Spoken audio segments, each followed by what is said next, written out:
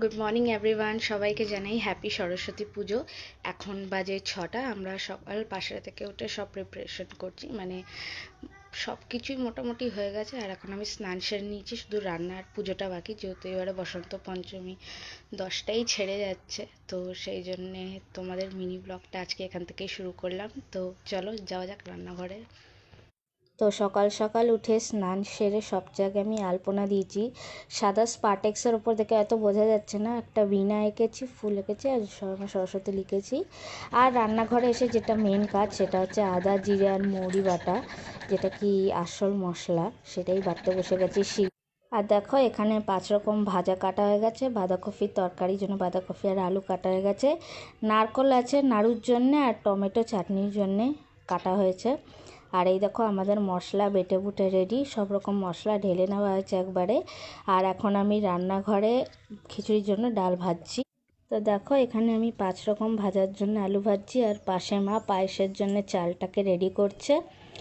আর দেখো আমার 5 রকম ভাজা হয়ে গেছে, এবার মা খিচুড়ি আর বাঁধাকপির তরকারি বানাচ্ছে। আর সেই ফাঁকে আমি বসে পড়েছি নারকেল নিয়ে, কারণ নাড়ু হবে, তো নারকেলটাকে কুড়িয়ে নিচ্ছি। সত্যি কথা বলতে কি, আমাদের যেহেতু পায়েস আর নারকেল হচ্ছে দেখে এবারে আর মিষ্টির সেরকম ব্যবস্থা করা হয়নি, খুব ছোটোর মধ্যেই করছি পুজোটা। এটা আমাদের 2য় বছরের পুজো। তো আমাদের রান্না কমপ্লিট হয়ে গেছে, শুধু নাড়ুগুলো পাকানো বাকি, সেটা ঠান্ডা হলেই পাকানো হবে। আর এখন বাজে 9:30। আমাদের তাড়াতাড়ি পুজোয় বসতে হবে, নাহলে 10টার মধ্যে পঞ্চমী ছেড়ে যাবে। কোনো রকমের শাড়িটা পরে আমি জাস্ট বসে পড়বো পুজোয়।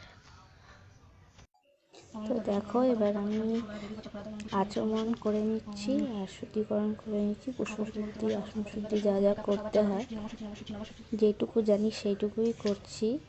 আর দেখো এবার ঘট পাতা হচ্ছে, আমাদের দিয়ে করা হয়ে গেছে।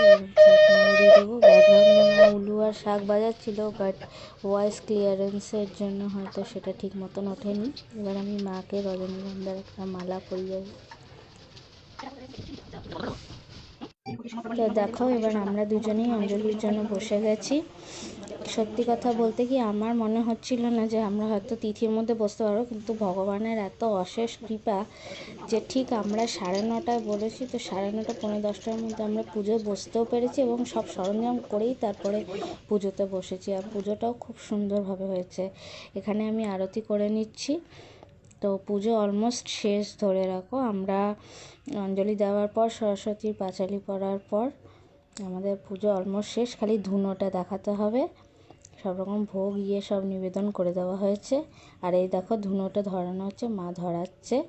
আর এই দেখো আমাদের পুজোর খুব ছোট্ট একটা সরঞ্জাম, সবাই সবার মতন করে